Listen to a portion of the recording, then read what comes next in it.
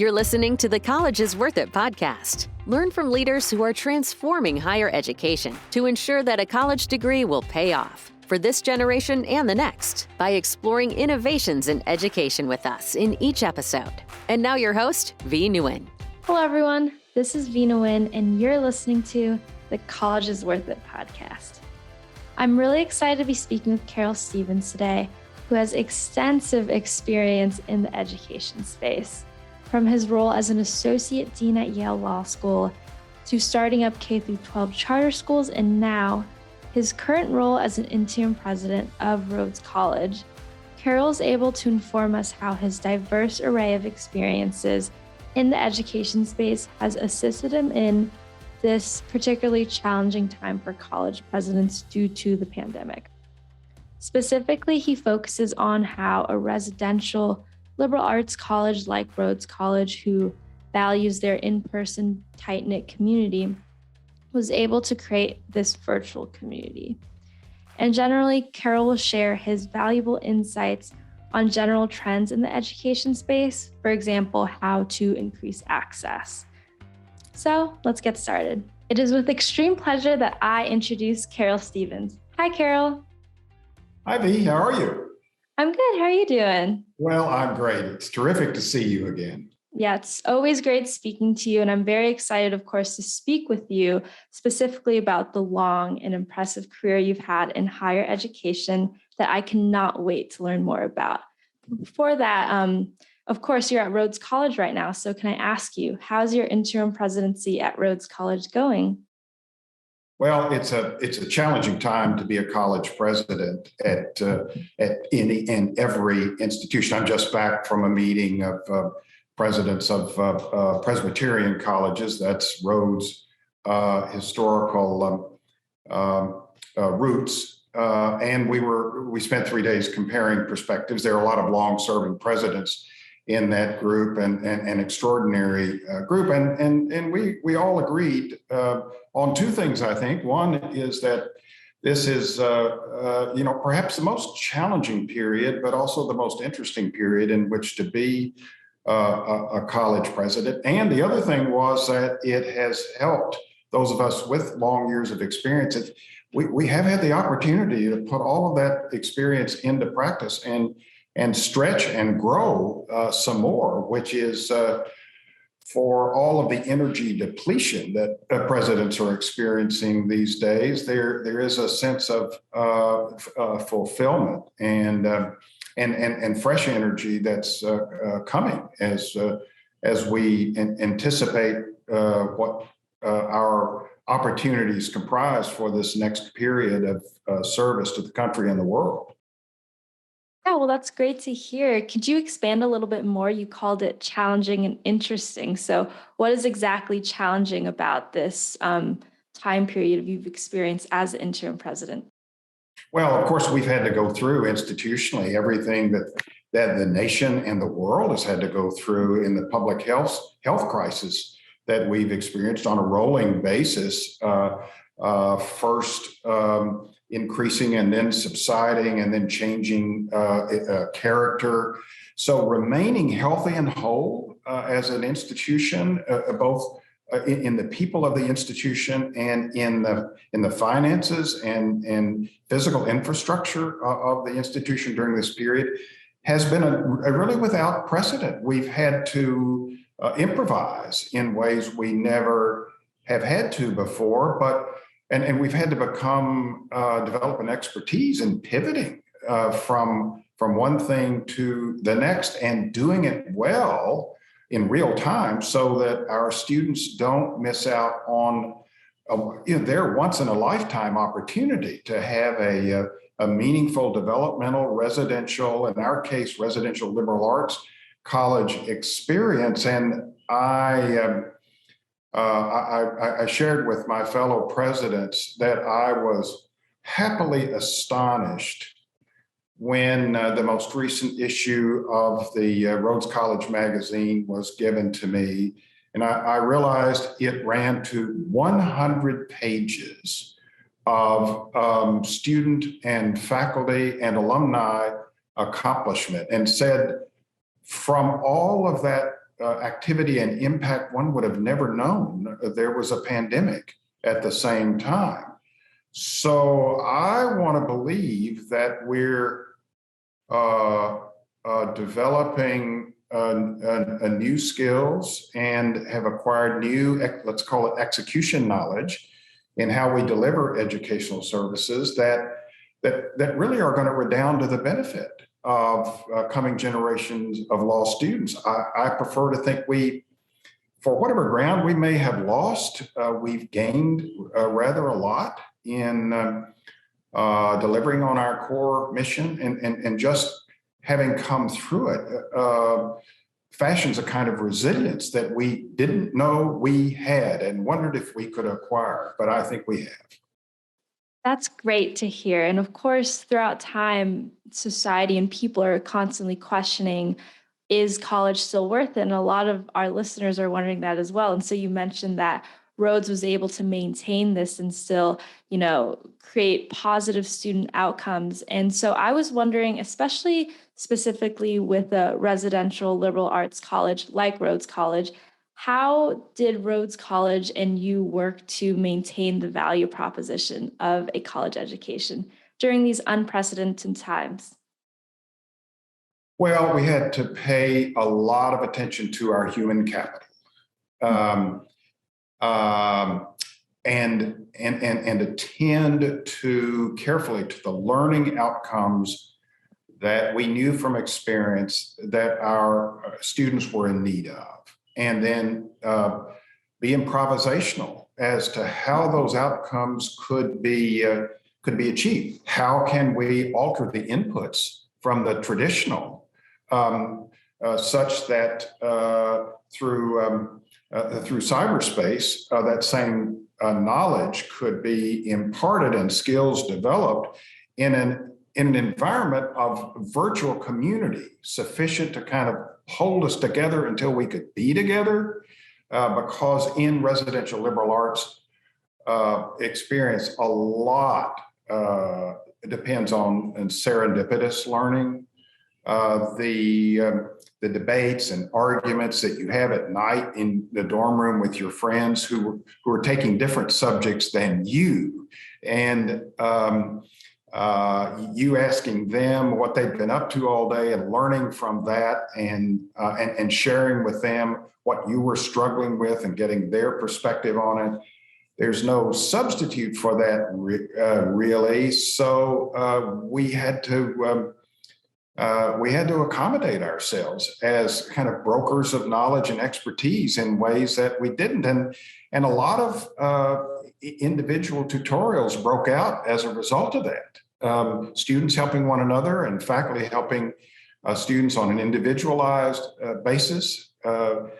So it, for all of its, it was confusing in the beginning. It was messy in the middle, but in the end, it has turned out all right. And I want to believe, as a lifelong educator, that our students, higher education as compared to primary or secondary education, higher education really depends a lot on individualized learning and on individual intellectual motivation, interest, curiosity.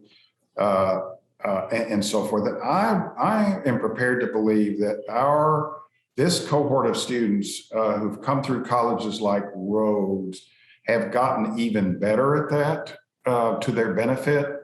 Lifelong, they're going to be themselves better able to pivot as their own interests change and their priorities develop, and as economic and other circumstances changed. It seems to be the case that we can expect rather a lot of volatility in political and economic terms in the period ahead. And I don't know, I'm very optimistic about this cohort of young people being adept at and prepared for dealing with such conditions, because after all, that's how they've been developed as college students.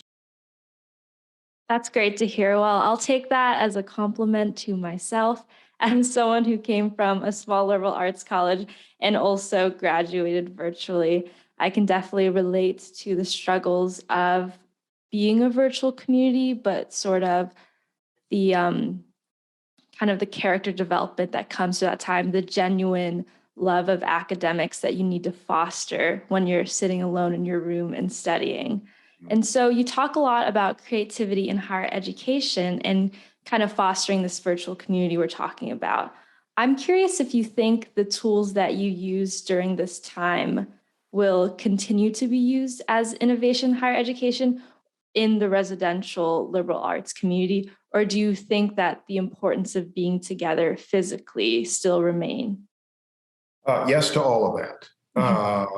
I'm fortunate to have been the product of professionally of four institutions that prized and prioritized experiential learning or problem-based learning. So the law school is that, University of Kentucky Law School. The Yale Law School was especially strong at that. Claremont McKenna College, among undergraduate institutions, is surpassingly good at that kind of experiential learning outlet for students and faculty working together. And it turns out Rhodes College is very similar to Claremont McKenna in that regard. So I come from and have been shaped by educational organizations where that's kind of baked in. And I think we've only at Rhodes gotten better at it and become exemplars of it, an institution that our peers look to for advice and guidance and examples. So yeah, I think we have not only kept the faith, but promoted it well with this cohort of students, and we're seeing that it travels well with other institutions that are doing likewise. So I think we higher education will be coming out of this with a new appreciation for efficiency and effectiveness of the learning process. And it wouldn't surprise me if in a decade and maybe less time than that, more and more of our students will be able to complete the course of study entirely satisfactorily in 3 years rather than 4 years, if that is their preference. In fact, a growing number of students here at Rhodes, as was the case at Claremont McKenna, are using their fourth year or even adding on a fifth year simply to have a broader experience, to, in some cases, substitute for a master's program. So making the BA getting all the value that a baccalaureate level degree can and should prefer, and having the advantage of a graduate level experience too in the research work that they do with their faculty members and in their upper level course selection at both of my recent institutions, Claremont McKenna and Rhodes College. The comment I hear most from people who did go on to graduate school, graduates of the institution, it did go into graduate study. The most often heard comment was graduate school was a snap, given how well my undergraduate experience prepared me. Aha, there's a learning.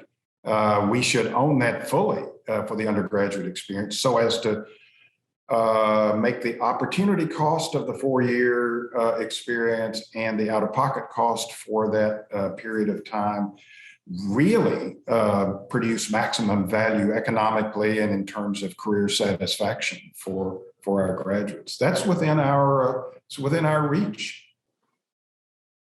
Yeah, I cannot agree more. I think innovation definitely increases the value of a college education.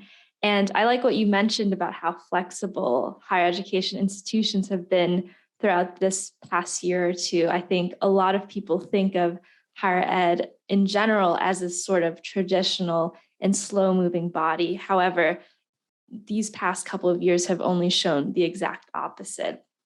And so you mentioned a little bit in your past answer, my alma mater, Claremont McKenna College. And so I just was wondering if you could kind of branch off about your long distinguished career in higher education. You've served in a lot of different capacities. And so could you tell our listeners a little bit more about your professional background and experiences in Claremont McKenna, Yale Law School? Well, I'm happy to do it. I actually, as an undergraduate at a little liberal arts college in Kentucky, which was quite old and had produced throughout its history a long line of educational leaders, including college presidents. A career in higher education administration appealed to me even as an undergraduate. So that's the image I began to form for myself and the goal I began to create, only wondering what the right path would be for me developmentally in terms of postgraduate experience. The great thing about a liberal arts education is it prepares you for so many things in real time. So for me, that right developmental path ended up being law school because I observed and was counseled that this was in the very early 1970s, that what was described as the higher education institutions of the future, what was then the future, would be increasingly large, complicated, regulated, and had new resource opportunities and challenges. And so the kind of knowledge and skills one would develop in law school would be very useful for a leader of higher education institutions to have. Already by that time, law-trained people were beginning to be hired as college presidents. Not that many. There hadn't been much of a tradition, but it was beginning to happen. And so that's the career I imagined for myself. And my own law school, 6 months after I graduated, recruited me back into the administration to help them develop new programs of outreach and new academic program and new services in the way of career formation and career services, which fields were really badly underdeveloped in all law schools as of that time. And we had some really good results from the things I was involved in, which helped my old school rise dramatically in the rankings, and which gave me exposure into a national the national scene in higher education, which in due course, after 11 years, resulted in other law schools coming to me to recruit me, including the Yale Law School, which I was delighted to hear from, because even there, it turned out there was a lot of work to be done. It was work that I'd had experience and something of a track record in doing at the University of Kentucky that they believed, and I also assumed, was transferable into an institution of a very different kind. And it was there that I was privileged to be an associate dean for what turned out to be 18 years, which by Yale standards is almost an unprecedented length of time. But we got a lot accomplished in the law school itself, and in elevating the law school's profile and moving clearly into the very front rank in terms of rankings and redeveloping entirely our physical campus and much of our academic program, and then contributing to our community of New Haven in ways that helped it and its economy be transformed. You were a student at Claremont McKenna College, where undergraduates were actually involved in projects of the very same kind, contributing to the Inland Empire, throughout the Inland Empire Wow. of California and beyond. We could spend the whole program talking about what those programs comprise, but you get the picture. And that's what the Yale Law School was about in New Haven. That led to an opportunity to come out into primary and secondary education, where I had never before worked together with my students. And through their leadership, I was just initially their faculty sponsor. We ended up creating a charter school in 1999 called Amistad Academy, based on best practices that we had gleaned from around the country and actually up into Canada as well. Best practices from schools that were serving high needs kids that ensured that they graduated from high school ready for success in the next phase of their lives, but with a big emphasis on college going, with a population for whom, for the most part, they would be first generation students. And that success, we were invited to take to scale, and which has since become Achievement First, of which I was the founding chairman, which now operates 44 schools, I think it is, in New York City, across Connecticut, and in Providence, Rhode Island, a mature organization that has by now educated tens of thousands of inner city kids, kids in poverty and kids of color, who've gone on to amazing, successes in the finest colleges in the land, and on into the best medical schools and law schools and business schools and PhD programs, and many of them coming back into their own community or going into communities similar to those that they grew up in, and living lives of leadership and service. And that led to the opportunity through the Stupski Foundation to take those learnings to scale in urban school districts across the country. So the next assignment meant growing and stretching even more, and adapting that which was learned in the context of individual schools, and systematizing it, and building durable policies and structures and resourcing mechanisms that ensured that once progress was made in improving student outcomes, that could be sustained over time. And several Stupski school districts and school districts served by Stupski's successor organization, Cambridge Education, an offshoot of Cambridge University in England, of which I was the American head, magnified the impact of the Stupski Foundation in primary and secondary education. So, and some of that led to work I was invited to do overseas, particularly in Taiwan. So it's been a great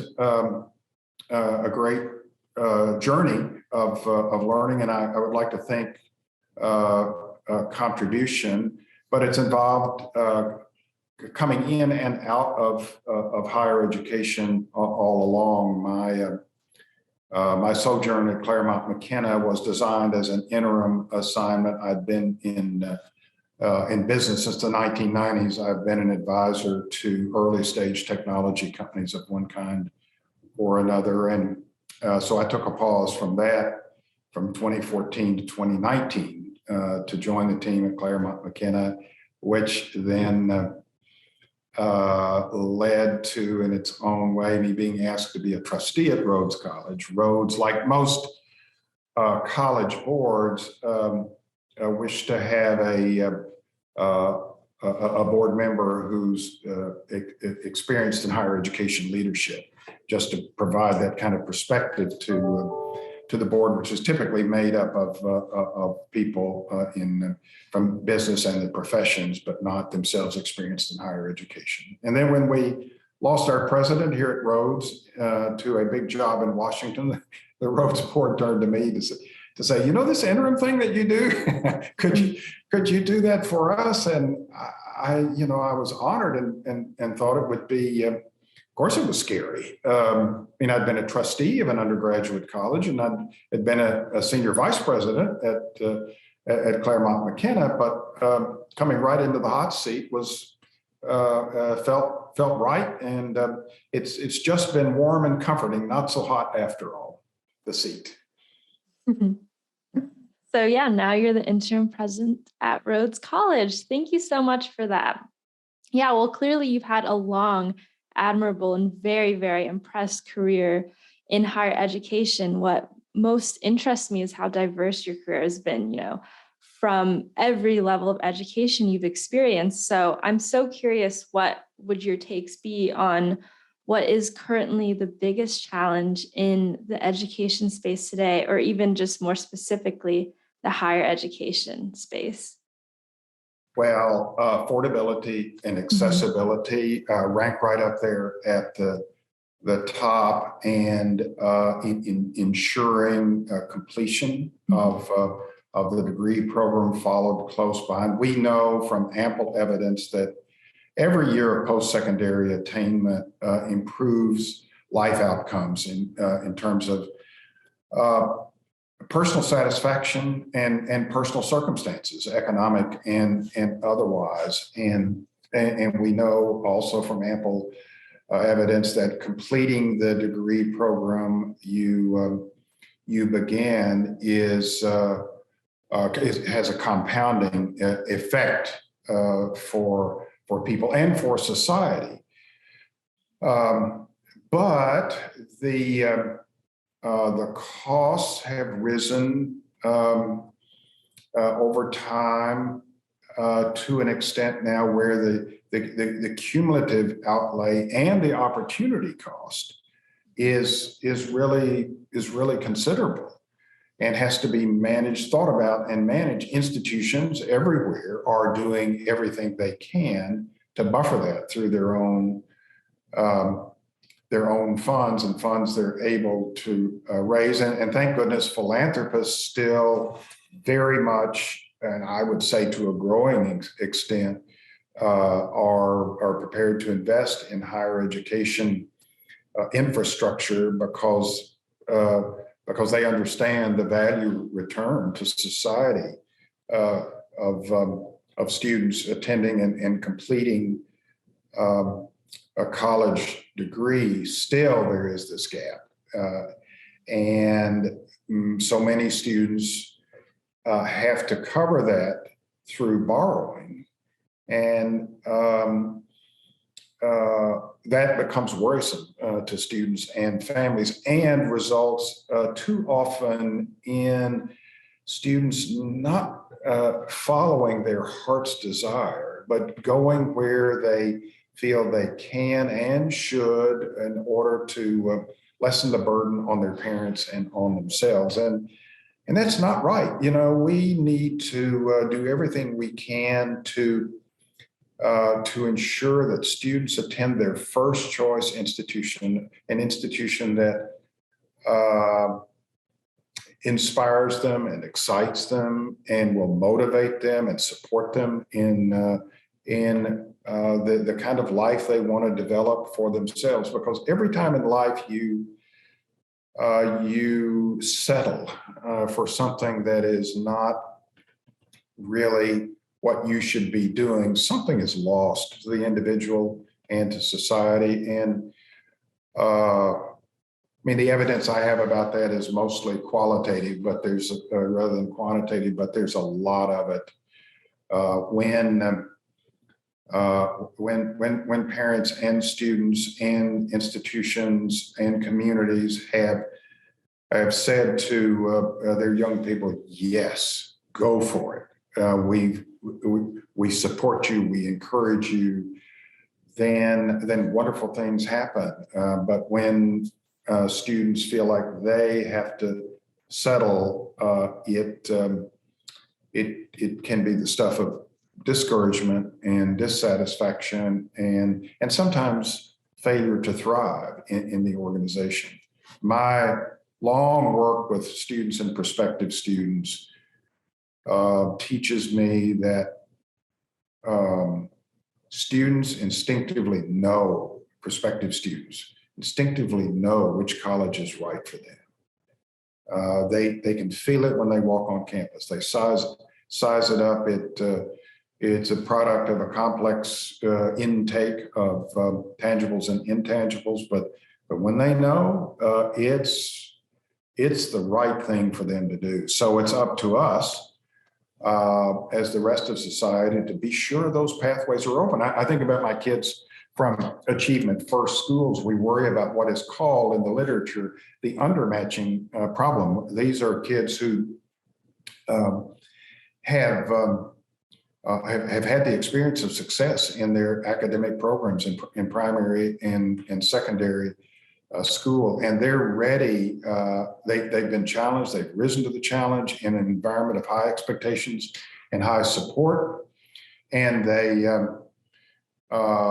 deserve to go on into an environment where that also will be the case. And yet, if they come, as most of them do, from families below the poverty line, the local, state, or community college might look like the only place they literally can go. And they go there and they're encountering material they might have dealt with as a seventh grader. That literally happened to me. I'm thinking of one student who reported that back in our early days, which caused me to realize early on we needed to invest in the post-secondary success of our students in terms of helping them get placed in the colleges that they deserved, and helping ensure that the colleges would provide the enabling support for that to happen. That needs to happen for every college-bound student in the country.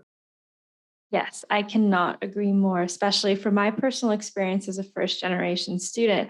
I sought out institutions that had good programs that could support me, and I think a lot of disadvantaged communities need higher education institutions that can support them. And so that kind of goes along to what you're talking about. There's more to a college decision. There's a feeling when you know an institution will be able to support your very specific identity. And so it is sad to think that high costs are affecting especially disadvantaged communities who need specific types of institutions that can support them through their hardships and such. So thank you so much for that answer. I was wondering, since you work with so many different types of institutions, what have institutions in the past done, or institutions that you've worked with in the past done to address either access or affordability concerns? Well, it's taken different forms at different phases of my career. In the early days, there were we really had the need to open up new pathways for students like yourself who didn't come from families where higher education was a known and familiar quantity. And we needed to begin to look more like the country itself was looking in the composition of our student body. So ethnically, demographically, linguistically, and so forth. So making sure we were places of belonging and welcoming to new cohorts of students. For me, as a law student, it sounds like it's almost unbelievable to think of it now when law schools are typically, well, in many cases, 55 or 60% women. But when I entered in 1973, my class was 35% women, and it was by far the largest percentage of women ever to enroll in legal education. The year before, I think there had been 7 women in a class of about 150. So not enough even to calculate a percentage around. And yet overnight, because the school had really opened its eyes and opened its doors and been solicitous of new talent, women students responded. And to us, it was as if it had been ever thus. We had not known anything different because this was our class. And it was a delight to everybody when the first year grades were tabulated. The number one person in our class was a woman, and she was a classmate of mine from my little college. So, and they were brave and courageous. And when we graduated, their job getting rate and what was equal to the man was just terrific. It was as if it had ever been thus. But they proved the proposition that, of course, women could do as well or better than the men in a profession that largely had just, if not shut women out, at least ignored women as prospects for the profession. So all of the learned professions were undergoing that kind of transition, and then doing the same with communities of color to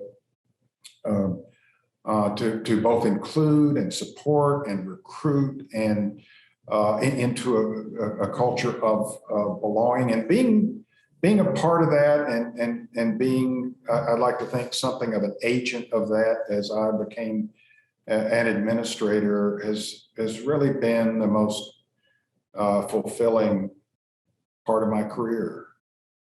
Wow, that is such a fun anecdote, especially due to current day context. We're seeing, of course, a Supreme Court nominee who is a female person of color from a similar institution that you came from, or your competitor, I guess, Harvard Law, which is funny. Yeah, thank you so much for that.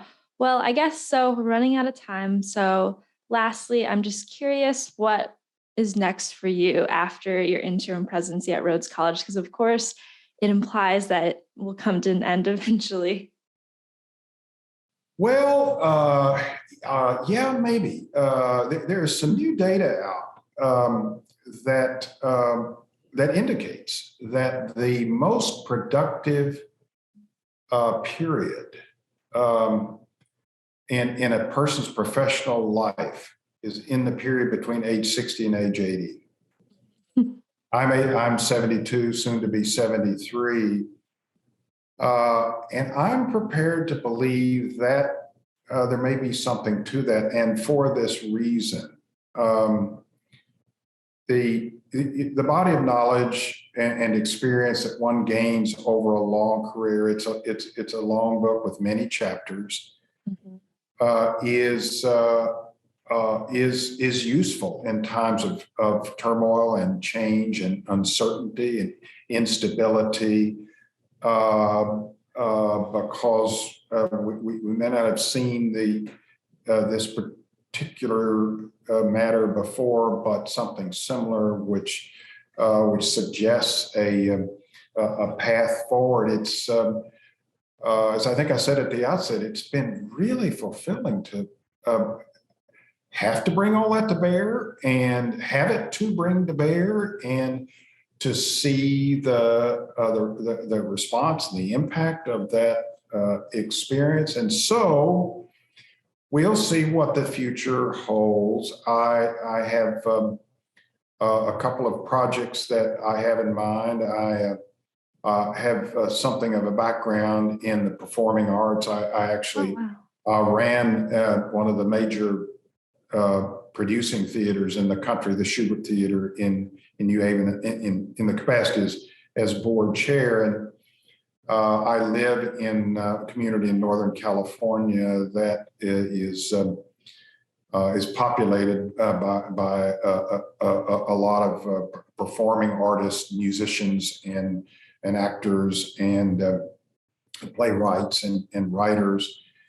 And I've been invited in that community to help actually create some new theatrical content. And that excites me because it will be a play for children that focuses on the environment as a learning opportunity and an opportunity to express their theatrical interests and talents. And some other things are coming along. Ideas are creeping in my head, but my whole, I think it's the case.